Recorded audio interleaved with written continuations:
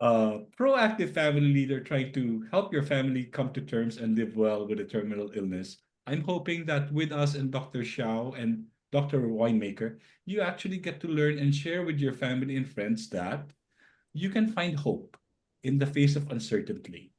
You can live well, be fully informed, and be activated, and feel more like a person and less like a patient. But most of all, you can be hopeful and prepared at every step along the way. It's a grave responsibility and it's overwhelming. So, in the end, I'm making sure we get to continue the conversation. I'll be asking you to join our free community, A Whole Family Matter, so we can find ways to collaborate or work towards co creating solutions. For now, I am just super happy to introduce Dr. Xiao and Dr. Winemaker and their work together. But before I do, I just want to be perfectly clear this intro was written by artificial intelligence. Oh, Dr. Hsien yeah. Seow and Dr. Samantha Winemaker are visionary leaders in Hmm. palliative care and patient advocacy. They're dedicated to transforming how families experience serious illness. Dr. Shao, a renowned healthcare researcher at McMaster University, and Dr. Winemaker, an experienced palliative care physician, combine decades of clinical research and personal experience. Both have witnessed firsthand the confusion and distress that families face when left in the dark by the health system. Their book, Hope for the Best, Plan for the Rest, distills their wisdom into practical, compassionate guidance, empowering families to become informed, proactive partners in care. Through their waiting room revolution movement, they champion honest conversations, realistic planning, and interdependent support, helping families not just cope, but live well together, even in the face of terminal illness.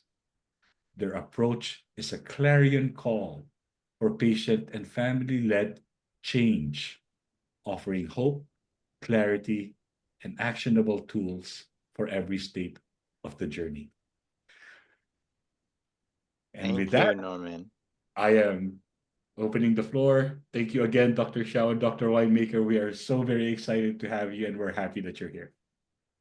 You know what? I can honestly say that I don't think we have ever had such a beautiful and warm welcome uh, to a community. And, we appreciate so much you sharing your stories with us. And, you know, no apologies for being a small community. Sienna and I started this social movement with just two of us. So, 3 people, 20 people can make a difference. And so you have a very good vibe about you as a community, and the passion is clearly there. So um, yeah, this is just delightful to be here, and thank you for inviting us. It's our pleasure to be here with you. Yeah. And I mean, we can definitely go off script, but we do have some slides that kind of summarize the book, the keys, and maybe as we go through them, if people have questions, we can just sort of interrupt us. But um, it is obviously National Healthcare Decisions Day in the US. It's also Advanced Care Planning Day in Canada. So it's a very nice time to, oh, let me see how this works.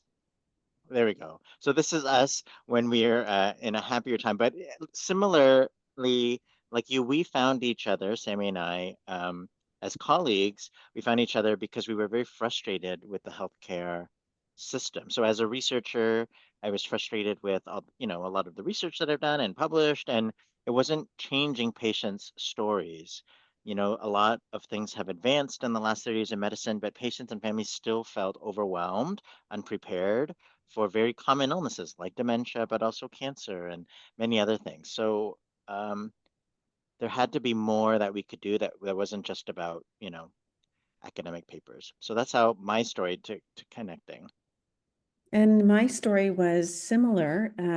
Same came from a place of frustrations of seeing the same kind of problems occurring over and over and over again, to the point where I just felt like I was seeing almost the same patient and family, just one after the other. And over 20 years, you start thinking, why hasn't anything changed? Why am I still meeting people so deep into their illness journey and feeling so tangled and uncertain and worried, uh, with very little understanding of where they're at in their illness and where they're going? And despite that, they've made so many decisions about their life along the way without a lot of big picture scaffolding. So Hsien and I got together to try to make change happen. And we're going to tell you a little bit about that. This might be a little bit redundant because some of you have read the book, but sometimes it's nice to hear right from the horse's mouth. But Hsien and I, this clip from I Love Lucy, is, an American sitcom from 1950s. This clip you may not have seen before, where Lucy and Ethel are best friends. They're working in a chocolate factory, and they're just stuffing chocolates wherever they can because they're coming so quickly they can't keep up. And so they're stuffing them down their shirts and in their mouth and in their hat. And why do we show this? Is because Hsien and I think of this being an analogy or a metaphor for the healthcare system. The healthcare system is like this conveyor belt, okay? It's a machine.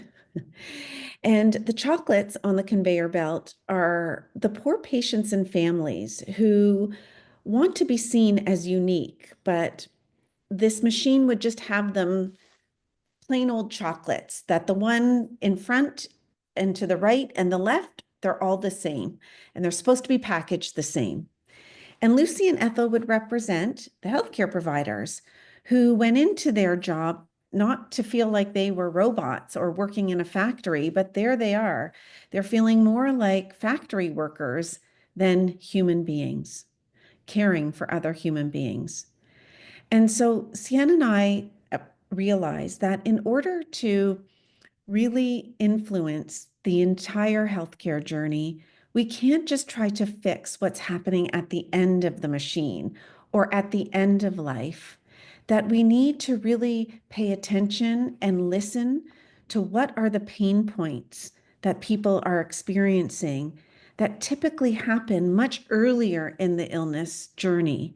And unless we go upstream to try to sort that out, we are never going to fix the end of life. So we always say, in order to fix the end of life, we have to improve the beginning of the illness journey and throughout.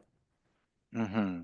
And the good news is, while that's sort of quite accurate but a little bit depressing, is it took, we've been at this for quite a while trying to figure out what is a positive message that we can do. Not sure why my thing is not changing, but let me see. Here we go. Mm, Next slide. It's gonna work here.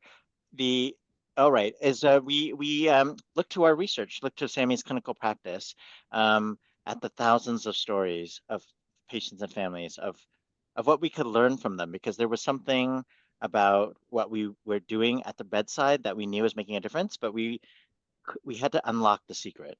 So Sammy, when we did that, what did we find? Well, when we dove deep into the stories that were right under our nose, we realized that we could categorize patients and families into two separate categories. Those who were in the dark and some were in the know. The in the dark folks were a much greater proportion overall. These are patients and families who, for whatever reason, ended up feeling very out of control, that their illness story was very generic. They didn't recognize themselves throughout their illness as unique. They felt overwhelmed and frustrated and scared. This was the type of person I was meeting in their home. I don't know if I mentioned I'm a palliative care doctor. I work in people's homes. Um, but the good news is that we certainly saw that there was another smaller group who were not in the dark. In fact, they were what we called in the know. that even if they had the exact same illness as the people in the dark, their illness experience was completely different. They felt more prepared, informed, confident. You can read all the words there. Their illness experience was better. It was more unique and personalized, and they felt in control and hopeful. So we said, okay, if we have these two groups, we just need to figure out how, what is it that separated these two groups? What are the unique qualities that occurred in this group versus this group? And then we might have a solution. And so 7 themes bubbled up when we did our analysis. And were saturated very quickly. 7 things made the difference between being in the know and in the dark. And we ended up calling them 7 keys. So they are the 7 keys to an in the know illness experience. It will help people from being in the dark or from shifting from in the dark to in the know. These are not the exact 7 themes that we found at the end of life because we had to deconstruct them and give them a facelift and new words and a new mojo because we really wanted to affect change at the beginning of the illness journey. So we had to give them a flavor that would meet people where they're at when they're just diagnosed, which is a very different entry point to where we're usually working, which is more towards the end of life. So walk 2 roads, zoom out, et cetera, et cetera. These were born out of the 7 themes that we found at the end of life that made a huge difference to whether or not people were in the dark or in the know. And so here are the 7 keys. Yeah. And these 7 keys, you know, they seem so simple, you know, looking back now, but when we were creating them, um, it was really important that we used language that was and metaphors that actually would resonate with people early in their illness. And the other part about these keys, even though they look, you know, and we're going to describe them, was actually they were hidden in a way. They were there was something, there was a roadblock actually. There were a roadblock to why in the dark was the most common experience. So I'm going to talk about the roadblock, and then Sammy will talk about the antidote to that, which is the key and why that's going to lead to a better experience. So the very first roadblock that we see is that right from the beginning of any really complex diagnosis, serious illness, there is a culture of being overly positive, of being um, almost even toxic positivity, where everyone is hoping to fight, fight, fight, to stay positive, to know that miracles happen all the time, or there's always something in the cupboard. And there's this really unrelenting pressure to um, continue to stay on the treatment and the next treatment and the next one, and to hold out hope for that. Because if, you know, I guess the assumption is if you don't, then you're giving up. And we hear that all the time. I don't want to be giving up. Or so many, I remember Alex Trebek was diagnosed with stage 4 pancreatic cancer, I think, several years ago. And he wrote that I have to keep fighting because so many millions of people are praying for me.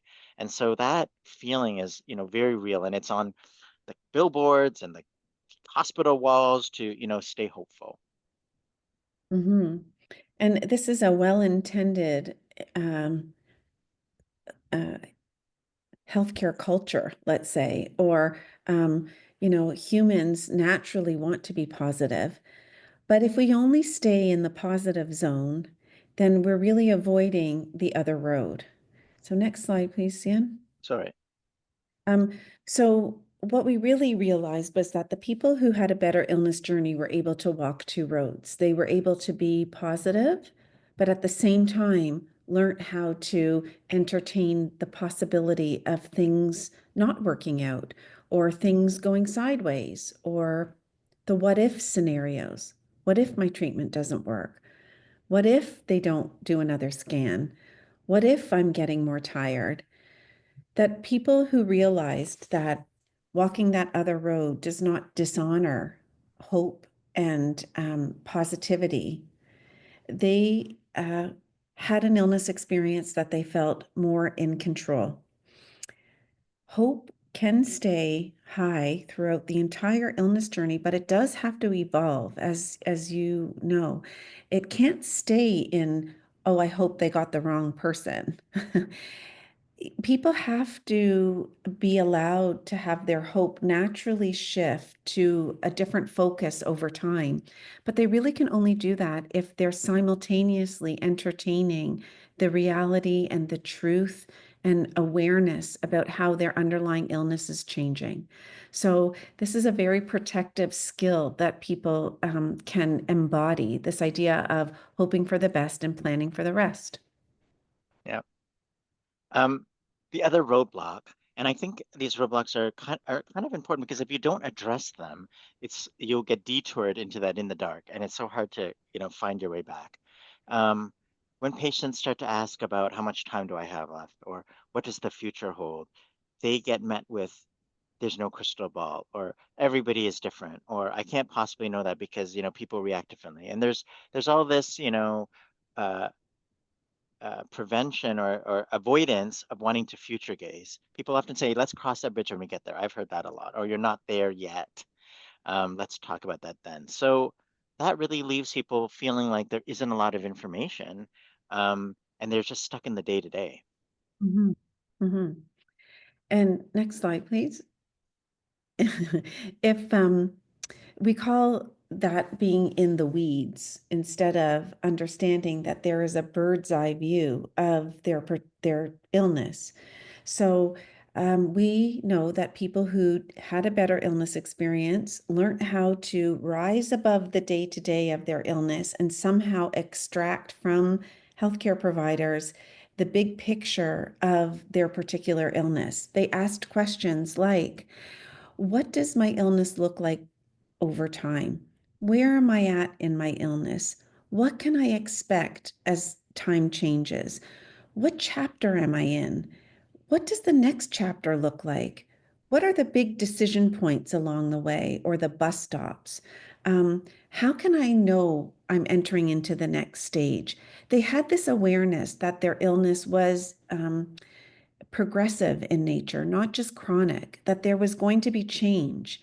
And they sought out um, information about this scaffolding, which we call the storyline or the big picture of the illness. And every major illness has a storyline, a general storyline, because billions of people have had that illness before. We can't tell people exactly how their individual illness course is going to go, but let's say someone has lung cancer. I can tell that person the average scaffolding of what a person with lung cancer is going to experience over time if it's not cured, what the different stages are like, and what happens, et cetera, et cetera. Same with Parkinson's or lung disease, heart disease. Like there's so many of them. They each have their unique footprint. That information is so important to patients and families, not to force on them, but to invite them to know that it's their right to have that information because it gives them important perspective.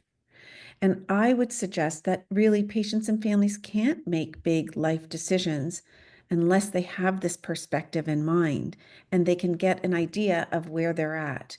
Um, Another analogy would be, if I was taken in a helicopter and plopped in another country and I had no idea where I was, I didn't know the language, I didn't I had no idea what the terrain, the weather, the climate, anything was about. It would make me so scared. Um, but if I went with a map in my backpack and, information beforehand about what generally this country was like, I know I would feel a lot better when they dropped me out of the helicopter into that country. You get what I'm saying? Yeah. The with oh, my slides are not. I don't know what is going on with my computer. It's also late in the day here. Let me see. Sorry. Um, okay. The third roadblock is that often happens is when people get their diagnosis, they feel like the that diagnosis becomes their identity, like the illness becomes the full story. And what's going to happen is going to be dictated by how they respond to that illness and just it becomes all about the illness. Um, and that really robs them of their own who they are and what's important to them in a way. Mhm. So the And antidote to that, yeah, go ahead. to know your Oops, style. sorry. Now Oh, it's too fast. the Go third, back. the third key is people who did better uh, harnessed their natural coping mechanisms. They knew themselves well. They exploited their personality traits to get what they needed or avoid what they didn't want.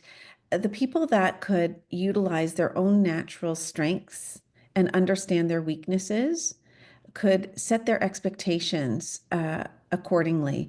And same with that knowledge of the people in their life. You know, I know my sister's style. I know my brother's style. I know my mom's style. You know, I know my husband's style. I can predict, and I know my style. So if I, not if, when I get an illness one day, that's going to be my ticket. Um, I know so much about myself that I know what I'm going to need and what I'm going to want and how I'm going to behave. And same with the people around me. And maybe that's not all going to be good, but at least I know myself. I know where I'm going to fall into pitfalls. So knowing your style is giving back your agency in a way, and saying, you know, there's a lot you can control and know about yourself and not relinquish everything to the diagnosis. The fourth key is about when they're, and this actually is very fitting for National Healthcare Decisions Day. You know, people um, along the way need to make some decisions, not just medical ones, but about their life, about what they're going to do. And they often, because of that conveyor belt, feel like it's so overwhelming and they sort of give up that control or that power to say, hey, uh, doctor, nurse, what should I do? What would you recommend? You know, I'm overwhelmed by the choices and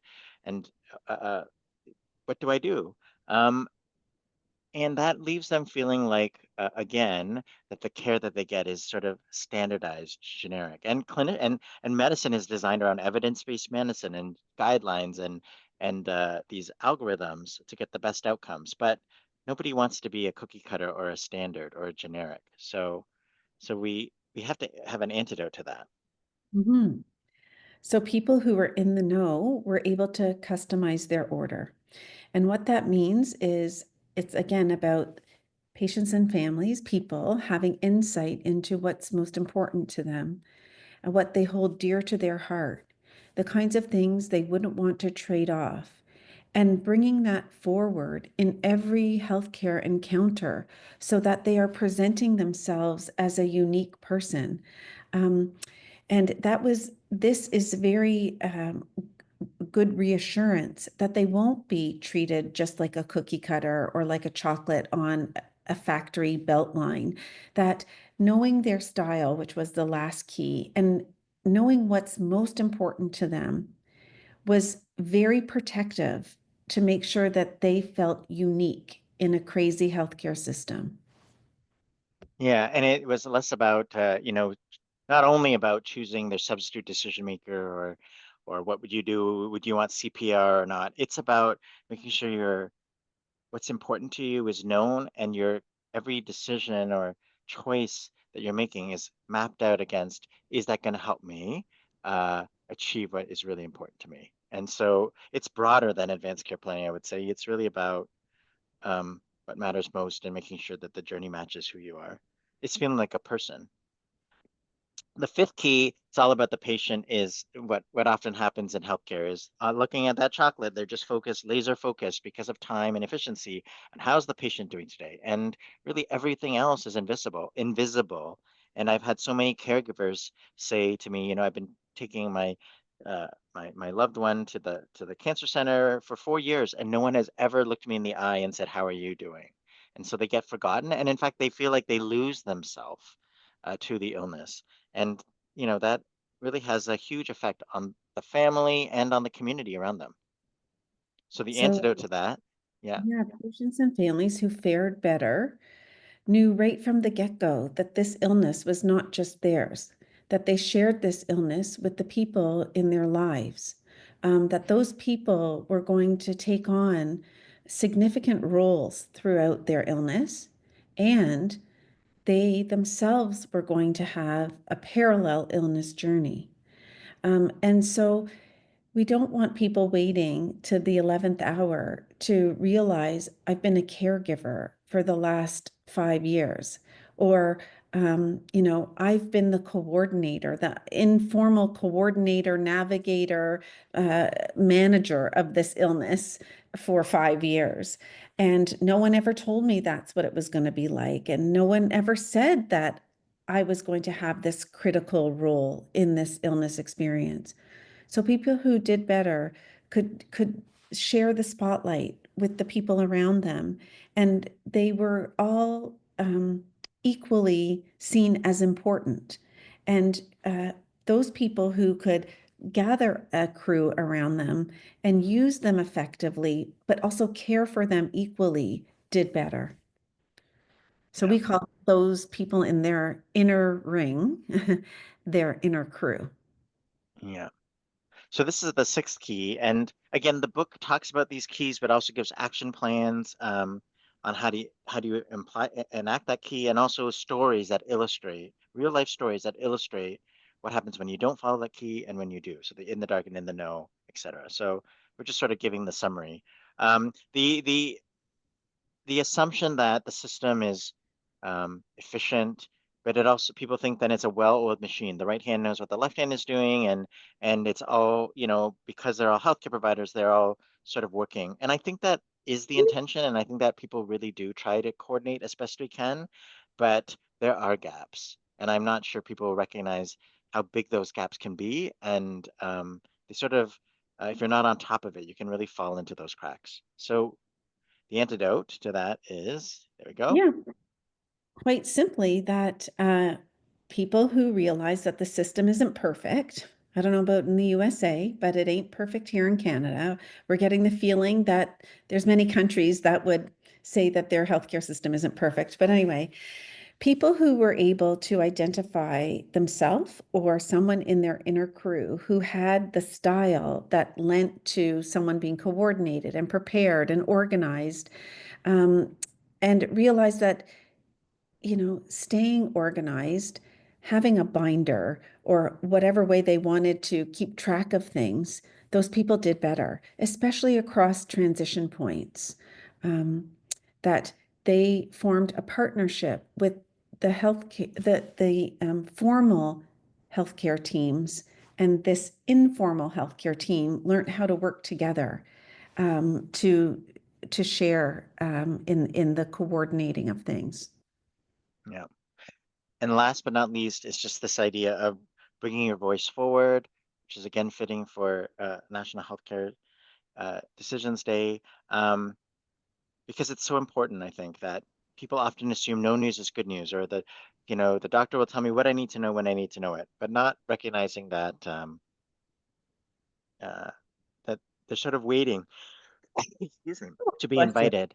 Thank you. Sorry, I hope that wasn't too loud. That people don't, they want to be a good patient. They don't want to rock the boat. They don't want to, they're aware of how busy the system is. They don't want to be, a thorn in people's side. And so I think there's a role for that, but there's also a role for asking what's important on your mind. Yeah. Sorry, So, Sammy, I'm sliding into your stuff. so the last key is invite yourself, and it really is an all-encompassing key. The first two are really about better illness awareness, and the second two are about you, personhood, and the last two were about involving the family. And this one really is the thread that's woven between all the keys, which is this idea that um, people who can find their voice and share what's on their mind, um, and avoid being shrunken down and quieted and silenced and passive and thrown in the back seat in the shadows, those people are invited forward. And we encourage people to be gently fierce or respectfully activated, not aggressive. But those types of patients and families actually get more of what they need. Excuse me. So what's so special about this, and is that the language, these are metaphors that people found hopeful and not scary and sad. They could be led by patients, families, and healthcare providers, we're learning. So, these are coaching people to do these um, actions was very and mindsets would be empowering, and they could be used right away. They didn't have to permission to be at some point when you're labeled something that, or at some clinical indicator they could do this. No, it could be used at any point because it was about information. And I think it was really addressing the power imbalance that exists in healthcare. I just So, realized the water means because we sometimes show a slide where oh, we're usually working at the end of the stream, but these keys are meant to be upstream. That's why we use that waterfall. We just yeah, didn't. thank you. Connect that one. Yeah, we took that slide out with that quote. Yeah, so in the last few slides, I'll just talk a little bit about how we're spreading and sharing this news. We have a website, just like your community, the Waiting Room Revolution. And I think, um, uh, it's a very broad umbrella that encompasses many, mini communities like yours. But the goal at the heart of it is to put the human back at the center of care. And I loved how Angela described which, sort of normalizing dying really, and all of that, and all of you working to put the care back at the center. So that's really what this is about. But on our website, waitingroomrevolution.com, you'll see lots of things. This is just some resources, roadmaps, etc. But one of maybe ChatGPT found this, but it's a one-pager summary of our 7 keys that you can print out for free. There is also, we just brought out a one-pager summary in the blue for healthcare providers. So and that could include interprofessional doulas, anyone working in that healthcare space where they find themselves supporting patients and families. We are inviting them to find the B side, we call it, what's their role in inviting them into these 7 keys. But we have a podcast, which you might have found, Waiting Room Revolution. This is how all this started. We are in our 10th season. Um, we are in the top 1.5% of global podcasts in over 100 countries. And every week on Tuesdays in the spring and the fall, we interview someone around the world about how to improve the patient family experience. And in this season 10, season 1, sorry, we talked about the 7 keys to ourselves, and it has grown the movement. But season 10, we're revisiting, Sammy and I, the 7 keys, and answering a lot of frequently asked questions because we've been giving these talks quite a bit. So, if you're new to the channel, this season 10 will be a refresher. Sorry, this is just saying our podcast, if people are interested. The book, which I saw Angela have, Norm has, but it's it's a bestseller in Canada, hopefully maybe in the US too, but it's yeah. And so the book came out first. It's 18 months old. Like I said, it tells stories, talks about the keys, gives actions, 3 action steps for each key. So it's like a guidebook. It really is sort of like a action plan or a guidebook for patients and families. But because it was I was going to jump ahead, but people have used it as a book club. So we have a discussion guide on our website. It has been very popular in public libraries. So this is the Mississippi Mills Library. It was in the top 10 most borrowed book of last year. Now, I'll tell you a secret. I thought Mississippi Mills was in Mississippi, but it is not. It's a place in Canada. But anyway, it's still cool that it was in the top This 10 most big, borrowed books. tiny. It's a small library, but hey, still, it's in Got to libraries all start across. somewhere. Yeah, that's right.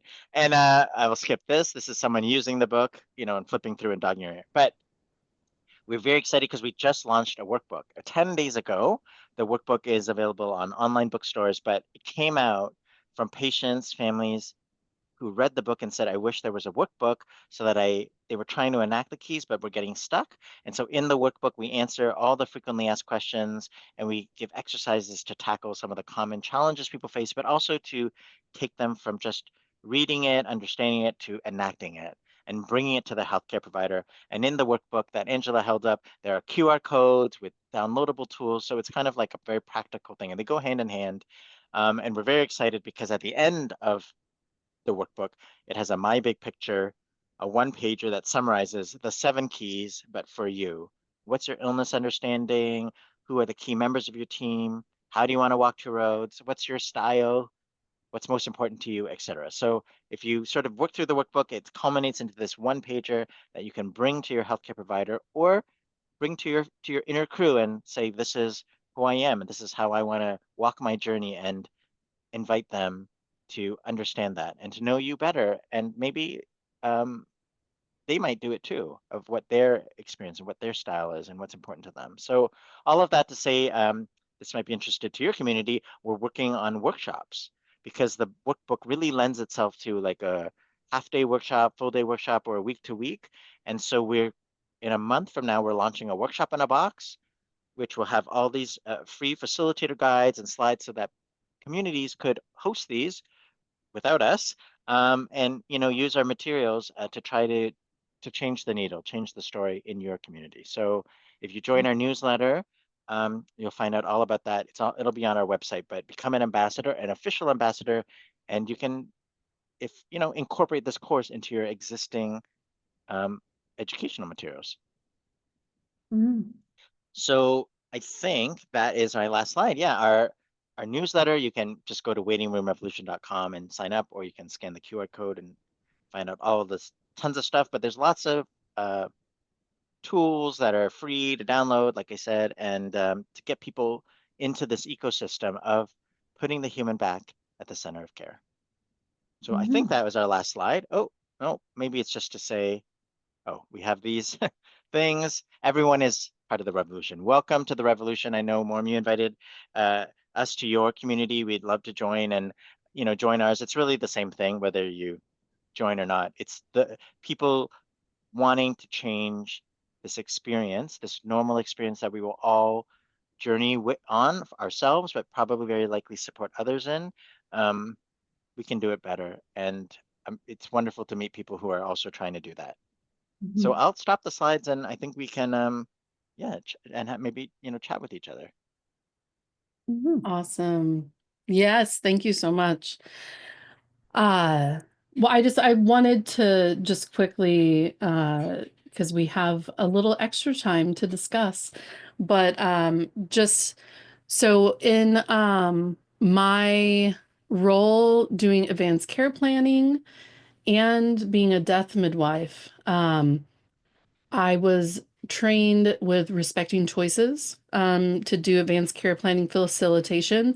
And I really liked that because there was a lot of asking people what their current understanding of their, medical condition is, looking at advanced care planning in different, like 3 different groups of someone who's, healthy, someone who has chronic illness, and then someone who would be expected to die within 12 months.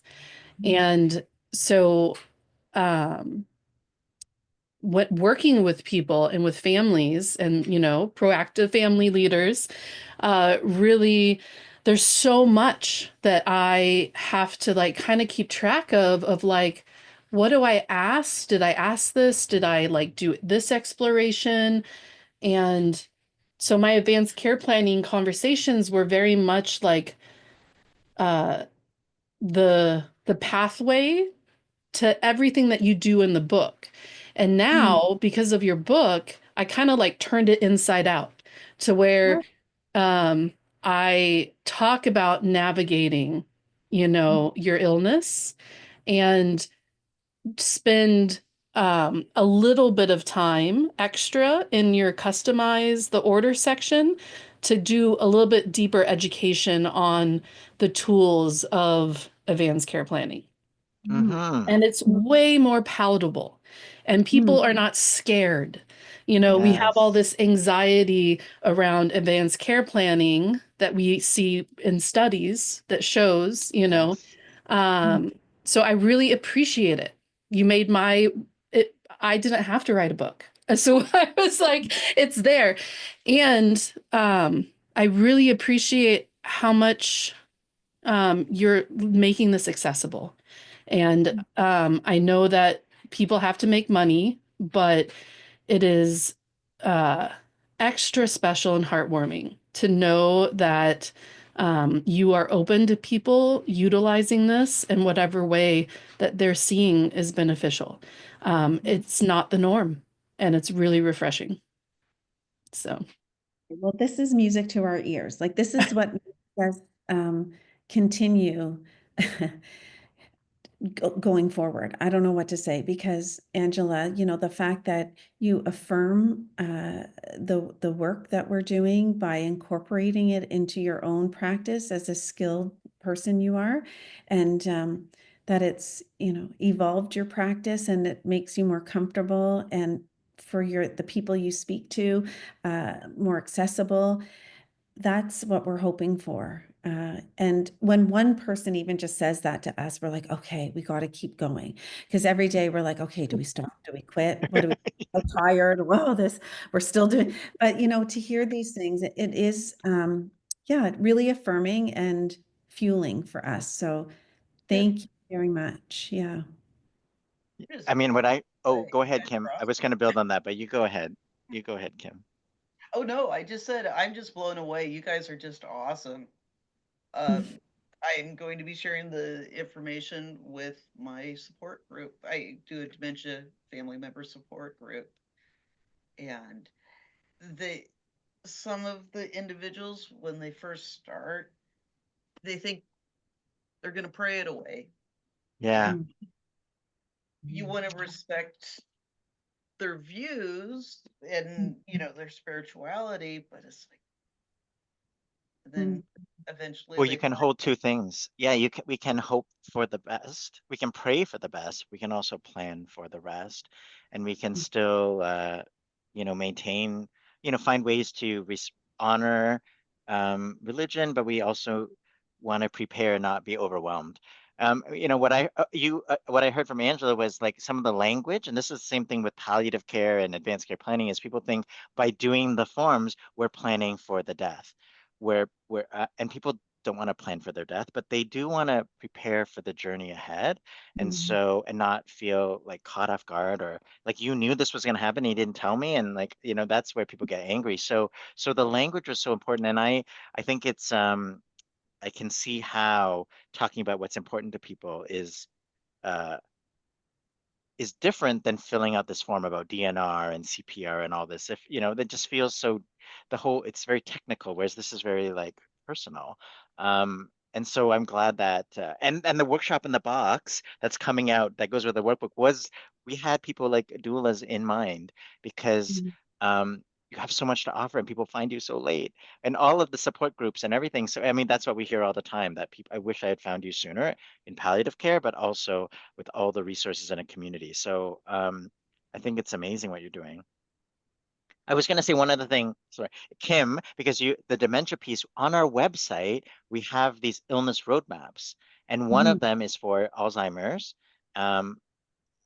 And it probably would work for other kinds of dementia, but we have those zoom out tools. They're free and in English and in French, and a lot of people from the Alzheimer's community said this has been extremely helpful when clinicians use it to have a conversation, or when patients use it, or families to read, like, I didn't know what to expect and plan for at each stage, not just the symptom stuff, because that's what Google will tell you, like the symptom, but like, what do I need to plan for? What do I need to prepare for? Like, that is what the practical stuff, that's what caregivers need, and they don't know where to find that. So that was one of our first ones we made, was the Alzheimer's one. And it's free. Yeah. Oh, I was jotting down notes the whole dang time, and absolutely, I love that. I love that. Like I said, I'm just still blown away. Wow. and what has been the reaction from providers? Also, I think that every person that I've talked to about this, they have seen the usefulness, but I'm curious of what providers feel, especially around the zoom out and, those keys. Yeah, it is going to take some time for healthcare providers to shift.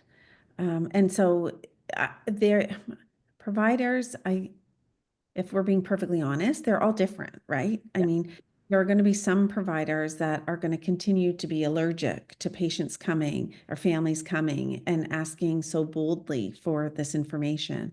Until we infuse it into the formative training of doctors, nurses, all healthcare providers, we are left with a system that has graduated many healthcare providers without this formal training. And so they will continue to be uncomfortable. So while we're doing this, what we're doing and what you're doing, we have to attend to fixing the curriculum of healthcare providers. But I would say for the most part, we've been delighted that healthcare providers have thanked us um, for these words, for the accessible and easy way they feel they can now open discussions with patients and families, and the permission, the knowledge that patients and families are actually waiting to be asked, that they're sitting there in silence, not knowing what they don't know, but feeling unmoored. They're feeling detached, floating around in the twilight zone. They're waiting for their healthcare provider to help them land. So, healthcare providers needed to know they had permission to lean in to these things and that they weren't going to make their patients and families more depressed, sad, hopeless, and give up. But it is a mixed bag. That's what I would say. Angela, I saw Okay. you have the workbook. You're one of, I mean, it's just came out 10 days ago, so you're really like, or 2 weeks ago, so you're an early Yeah. adopter. What did you think? Like, can we ask you that? Like, have you had a chance to peruse it or? I haven't been able to go through it like very in depth. I've just kind of scanned it. But I like it a lot. I'm really interested in the workbook or the workshop Workshop. in the box. Mhm. Um, and yeah, so I think, yeah, it's a great tool and it just gives those activities because people like the activities, and I think that it makes it even more um, personalized. It takes Yeah, you from reading it and thinking about it and trying it to like doing it. Yeah. Okay. yeah, Well, it's coming soon. We are working furiously behind the scenes to a month from now. We hope to launch May 22nd, soft launch. June, we'll probably have a webinar and introduce it to the world. So stay tuned. nice. Impressed. Wow. And any other questions or thoughts from anyone? I just have a couple more, if that's okay. Mm. Um, Particularly, which of the seven keys do you find families struggle with the most in practice? Yes, I would. Okay. So I think the biggest issue for patients and families, which is not what you're asking me, but is this zooming out questions and being met with the statements like, oh, sorry, there's no crystal ball. Everyone is so different that we can't possibly tell you what to expect. There's too much variability. Well, I feel like they have trouble accessing that information because it's just always this crystal ball response that they get. Oh, we don't have a crystal ball. So I think they have trouble zooming out. Um, Yeah, what and I was gonna, oh, go ahead. oh, go ahead, Sam. I was just gonna say, it's a good question, Norman, but what I have found is there's these seven themes. Um, every person is a little bit different. And so some people, they understand themselves really well and so they totally get know your style and they can understand how to not get their family going, but then they have a lot of trouble getting the doctors to answer their questions. So invite yourself is the hard one. But for other people, they really have not ever self-reflected and they struggle a lot with, why doesn't so and so do this? And they really are trying to build their team. And then, of course, there are others who struggle with someone wants to know and someone doesn't want to know. So how do I walk two roads when someone wants to know and someone doesn't? So in a way, different keys people already get and are good at and maybe don't need as much help, but and other keys they're gonna find more challenging, but it's different for each person. So that's what I have seen when we go to these talks that people some of them really resonate. And then for other ones, they're like, I know I need to do that. I just don't know how.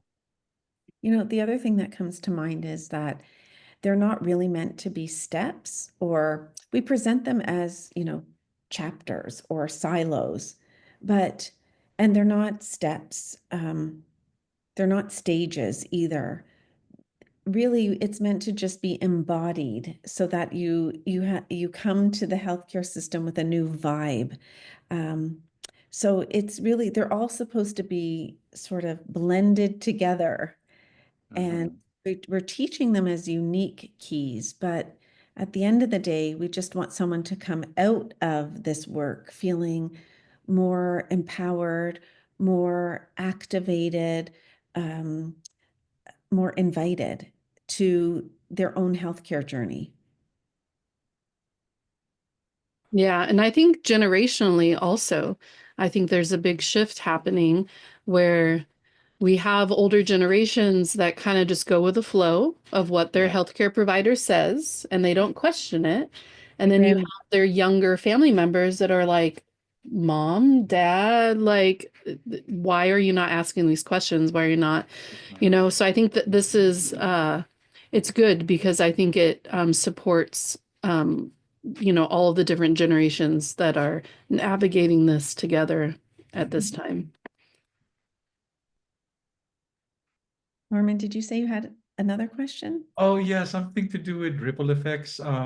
What practical strategies help families anticipate and manage the ripple effects of illness on relationships, roles, and daily life? Yeah, Hsien loves ripple effects. Well, I was gonna say, I mean, I'm gonna pull out the workbook. We have lots of practical exercises, but I think the heart of ripple effects is about like who who you know what it was the hardest thing for me that I always have to remember when I think of ripple effects, like the immediate thing is like who is the caregiver and like who's gonna help me. But actually, the very first part of ripple effects is who does this illness affect? Because the emotional impact of every illness is paramount. Like we cannot fathom, even if you are prepared, there is an emotional wave, blast that happens. And so we first and foremost talk about. Sammy always reminds me in the circles there we do 3 rings, and community is in there, and is who does this affect and how will they be impacted? The second part of that is who in my crew do I think might want to help, and inviting them and explicitly talking about the changes that I expect and who will journey with me, and talking about that because roles change and people are equipped to do different things. And if they are willing and able, it's less of this feeling of getting sucked into this thing that just anyway that they don't know the job description. So we talk about all of these things in the book and in the workbook, and I think last but not least is once you realize you've mapped out what I know and what I don't know, then you start looking for support. And this is where people will find Journey Home, your community, Unique Minds, because you're there, but how do people find you? And so the more people start to ask and say, this really helped me and you should check this out, the better off people will be because, we live in communities. Very few people exist in islands. So those were some tips there, Norman.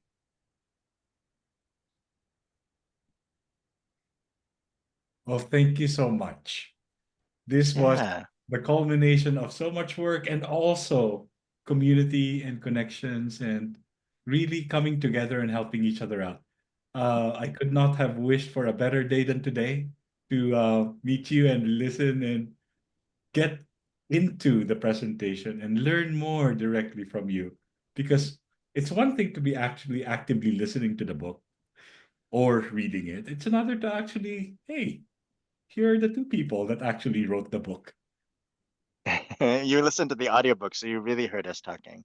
Mostly Oh my Sammy, yeah. goodness. She had Your the heavy voices are lifting in on my that one. head. It's one of the beautiful things about having an audiobook. Yeah. You Yeah, yeah, kind of silence your own voice to make room for the voice that's actually yeah. actively in your head. Well, And and our podcast, yeah, people know us because of our podcast, but yeah. Anyway, Norman, oh, go ahead. you know what? I sometimes share with people, but Hsien tells me not to, that when I had to listen to the audiobook, to just see that, just to review it, every time I turned it on and heard my voice, I fell asleep. That's funny. And I said, Sian, if this book does nothing, at least it's a great sedative. My voice will put people to sleep. It's true. Well, maybe for you. Yeah. I love Well, that. Anyway, thank you all so much for inviting us. We'd love to stay in touch and taking time. I know you have more presentations. It's probably nice to have a longer bio break. So, but yes, excited all the amazing stuff you're doing on the West Coast. So please Mhm. stay in touch. so much. Yeah. Before Yeah. you guys go, I would like to leave some parting words for the people that are in the presentation and also for the people that will be watching the recording in our community. You have seen and heard the value of, you know, uh, family, friends, loved ones helping out. Interdependence is such a crucial thing, especially at the end of life. And our loved ones are there to try and support us, but sometimes it's not as clear as how they can. And I hope that with this presentation, it's clearly spelled out how. There are 7 keys. There are 7 ways to move forward. And it's not like you have to master a particular trade or craft. You just have to be mindfully present when you receive these 7 gifts as insights that come to you. And other than that, other than having family and friends and loved ones and book authors and researchers helping each other out, it's just the notion of the community that exists. We're here. You are not alone. And that's why it makes me so happy to invite Dr. Seow and Dr. Winemaker to join our community. It's in the chat. Please join. We would love to have you.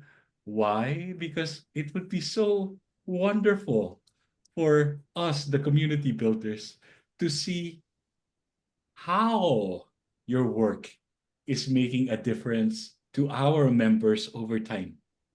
It's what I call the ripple effect of having such a powerful thing to say. And it will affect generations of families just by having you over in our community, because it kind of helps to when community members join and they see, wow, Dr. Winemaker are here, Dr. Seow is here. Yeah, they're members here. They're not hiding in their research facility. They're not. They're actively present. They're leading a movement called the Waiting Room Revolution, and they're active participants in helping families come to terms and live well with a terminal illness interdependently. So please join our community because number one, your work is there. We had our artificial intelligence summarize the book and promoting for people to purchase the book on Amazon or the audiobook. So please come and join us. It will be wonderful to have you and learn from you. And again, thank you, because I hope this is not the end of our collaboration together, but the beginning of something so powerful that it will change the way we think about how this thing called death and dying plays out for us individually, for us with family, and for us that believe in community. Thank you so much, Dr. Winemaker and Dr. Seow. And we I'm will. your newest member. Okay. No, I'm coming Yay. after you. I Yay. took the time. I'm now a member. Thank you so much, Awesome. You're in the Dr. club. Seow. It's great to see you there too. That's wonderful because it took us a while to build this community, and it's really wonderful that it's gaining traction. We're starting off with 3 solutions: proactive family involvement, shared decision making, and advanced care planning. And we have met collaborators that are excited to join us for healthcare team integration. Dr. Winemaker, that's somewhat of a revolution by itself because we are imagining that families in our community will be able to communicate digitally with their Mhm. healthcare providers. as Oh, if they're on their network, on their private network. Something amazing. of a big change, something Mm. like a sea change to imagine. And there was proof.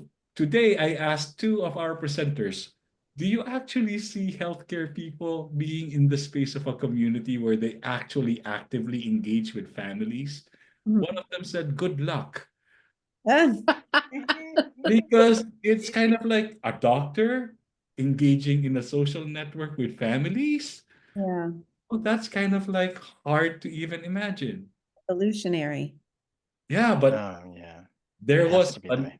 there was a study, and someone in the Netherlands actually did this 2 or 3 years ago, and they were successful. So when I saw that, I There's was hope. like, yes, that is possible. Yes, right now that might seem like ridiculous to even think about, but maybe by building this community, we'll Yeah. hear enough voices to actually say, yes, this makes a lot of sense. And thank you so much for validating that with us, because it's when we kind of like imagine or envision a better future moving forward, there's so much vulnerability in, are we even saying the right things? Do we Mhm. really know what we're talking about? And that's why community building is so important, because then we get to reach out to others and see, hey, what does Dr. Winemaker feel about this? Or what does Angela feel about this? Mhm. And it's so good because now I kind of feel like, wow, there was a lot of work that we had at the beginning, but now it's really paying off because we have you on board.